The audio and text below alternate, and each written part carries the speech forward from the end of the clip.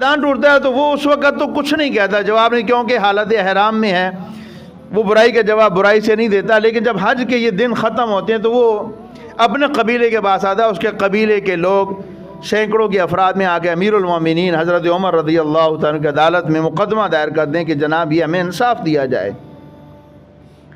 حضرت عمر رضی اللہ تعالیٰ عنہ اس غسان کے بادشاہ کو بلاتے ہیں اور اس کو کہتے ہیں کہ یہ دیکھ، یہ تیرے خلاف مقدمہ لیں. تو کہتا ہے کیا ہوا؟ یہ چھوٹے موٹے لوگ ایسے واقعات تو ہوتے رہتے ہیں، آپ مجھے اس کے مقابلے میں آپ مجھے تھپڑ ماریں گے یا میرا دان توڑیں گے؟ میں تو ایک بادشاہ ہوں، بادشاہ کا بیٹا ہوں، امیر زادہ ہوں، اور میرے ساتھ ٹکر لوگے تو بدہ پوری ریاست سے ٹکر لوگے.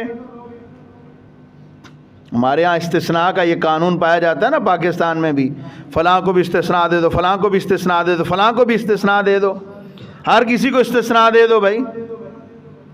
تو پھر غریب آدمی کا کیا قصور ہے؟ وہ جو بیچارہ تندور سے روٹی چرائے تو اس کا ہاتھ کاٹ دیتے ہو، اس کو جیل میں درے مارتے ہو، اور جو پورے ملک کے خزانے کے اوپر ہاتھ صاف کر دے اس کو کہتے ہو کہ ٹھیک ہے استثناء ہے جی. اس کو اللہ کا خوف نہیں آتا.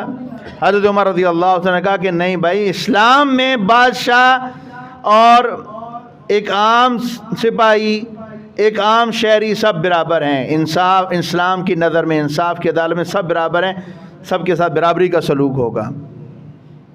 کہا پہلے اس کے ساتھ معاملات طے کر لو، اگر طے نہیں کر دے تو پھر تیار ہو جاؤ، پھر تمہارا بھی دان توڑا جائے گا.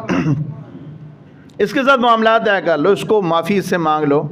کہا میں معافی مانگوں؟ میں معافی مانگوں؟ میں تو معافی نہیں مانگتا.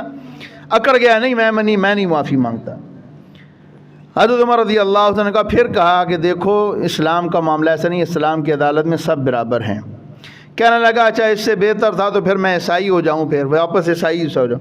حضرت عمر رضی اللہ عنہ نے کہا کہ اگر تو عیسائی ہوگا تو پھر تیرے اوپر دگنا مقدمہ ہوگا، تجھے قتل کیا جائے گا. کیوں؟ کیونکہ اسلام کو چھوڑ کر جو دوسرا مذہب اختیار کرے وہ مرتد ہے اور اس کو قتل کیا جائے گا. اب وہ سمجھ گیا کہ یہ معاملہ بڑا حساس ہے، اتنی جلدی میری جان چھوٹنے والی نہیں ہے. انہوں نے کہا جی مجھے کل تک سوچنے کا موقع دیا جائے. اب رات تک سوچنے کا موقع دیا، رات کی تاریکی میں اس نے فائدہ اٹھایا اور وہ بھاگ گیا، اور یہ روم میں چلا گیا. بازنطینی جو سلطنت تھی وہاں پہ جا کے عیسائی مذہب اس نے اختیار کر لیا. لیکن اسلام اتنا جبر کا دین نہیں ہے کہ پیچھے سے سپاہی بھیج کے اس کو پکڑو اور گرفتار کرو اور مارو. تو ایک بتانا یہ مقصود ہے کہ اسلام کی عدالت میں سب برابر ہیں.